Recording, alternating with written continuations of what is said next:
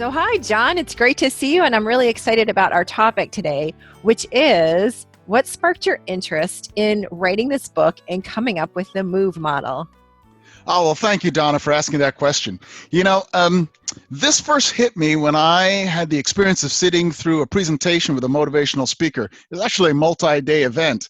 But when I emerged from that event, I realized that my life was going to be different. I had made a series of decisions to change some things I'd always wanted to change. I learned new things that were going to improve my life, productivity, and profitability, and I left energized like I'd never been energized before. And so since then, it occurred to me that that wasn't my first motivational presentation, my first training session, and it certainly wasn't my last.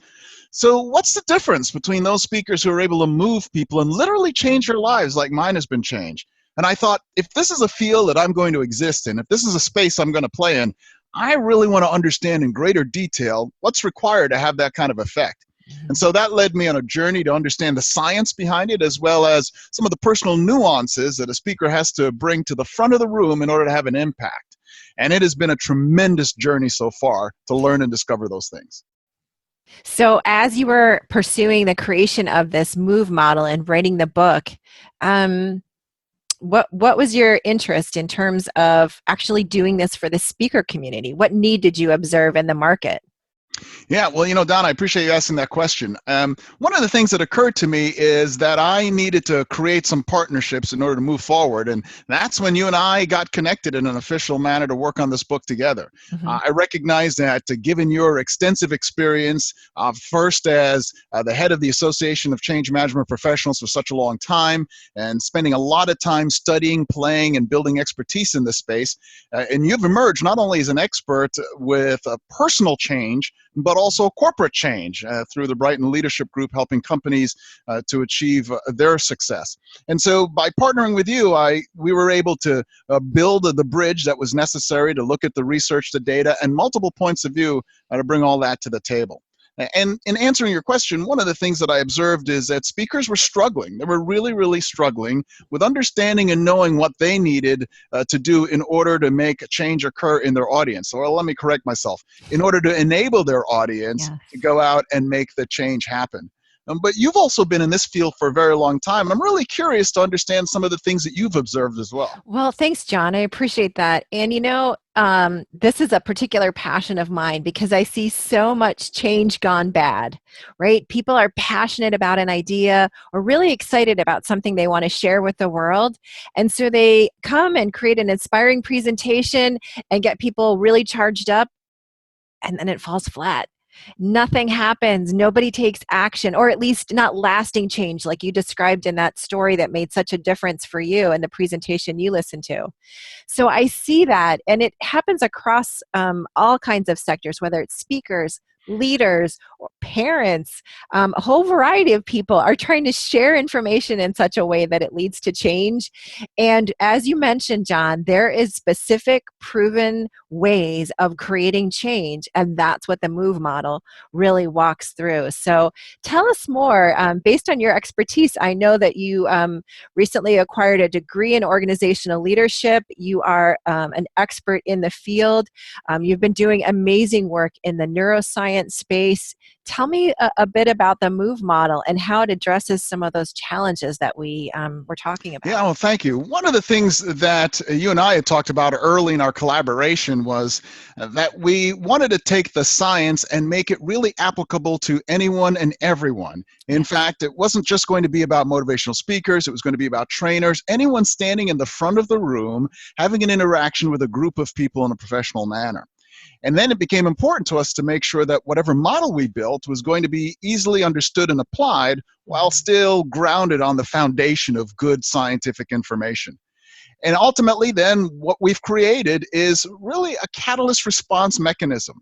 And the model walks through a series of sequential steps where the speaker is asked to consider and do a certain amount of things and to look for audience reactions in certain ways and then move on to the next set of things. And so by doing that, we're sequentially moving through a phase where a relationship is being built with the audience, enabling them to move past some of the barriers that have kept them stuck and to get to a place where they can consider opportunities and initiatives that are in their best interest. Mm-hmm.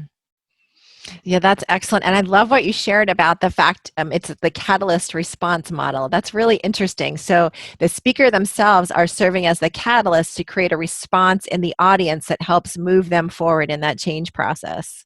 Absolutely, they are. Yeah. And Donna, you've contributed so greatly to this particular initiative. I'm wondering, when you think about a speaker or presenter coming to this book looking for some knowledge, what are some things from your perspective that you think they should expect or that they'll receive? So, John, the balance between this, a lot of times there's a focus on the speaker, their presentation skills, making sure the content's presented in an impactful way. So, a lot of focus on the speaker themselves, which definitely is there. But what's fantastic is that we have a bigger outcome in mind. So, the MOVE model is about creating lasting change. It's what is your amazing idea that you need to share with the world so they do something about it and take action. So we've brought the best in terms of change models, neuroscience, and so on to actually help the speaker get beyond just their own presentation to do something of amazing value. It's a gift to their audience, really. And you know, it was interesting. We had the privilege of interviewing a variety of incredibly successful speakers and leaders, thought leaders in these various topics. And you know, an interesting interview I had, one of those thought leaders shared that they had never really thought about the impact of helping the audience from wherever they were in their thinking process move forward. So it was their impression that they were just going to look at a single person who was receptive and ready to make a change. And what we're proposing that a speaker can do is actually reach their entire audience and help shift them along the change curve. So I think that's pretty exciting. So, tell me some more thoughts you have in terms of the benefits of the MOVE model, both for the speaker and the audience. Well, I'm particularly excited because I think that what we've come up with is something that's going to be really useful to a speaker, no matter where they are in their journey of developing their expertise. Maybe they're starting out, and this is good foundational information for them to build the right sets of habits and methodologies. Or maybe they've been in this business for quite a while and are looking for ways to continue their learning journey as they progress. I think what's happened with this book is that it's evolved to a place where it has great application no matter where the speaker Yeah. or presenter is in their own evolution. And as you've indicated, I think there's tremendous benefit for the audience. Mhm. So many of us are stuck. We're just stuck in where we are, and there are certain hurdles we're trying to overcome or habits we're trying to break. And that's one of the reasons why so many books are written around motivational theory to help people get unstuck. And in many cases, it's that interaction with a speaker, that one moment where they're able to give them information that moves them along their journey and inspire them. And that's what we're hoping will happen to our audience, is that they'll be inspired to move on and improve and to do those things that they've always wanted to do and to get unstuck. I'm just excited about what this means for those members of the audience. And quite frankly, having shared my personal story, if there can be a few more people that have the life-changing experience I've had, we'll be really happy with the outcome of this book. Completely agree. So I'm really excited for whoever's watching to have the opportunity to check out the MOVE model. Thanks, John. This time was really valuable in helping explore the importance and value of the MOVE model and why we created it. Hey, it was my pleasure. It was great to chat with you again. Thanks, John.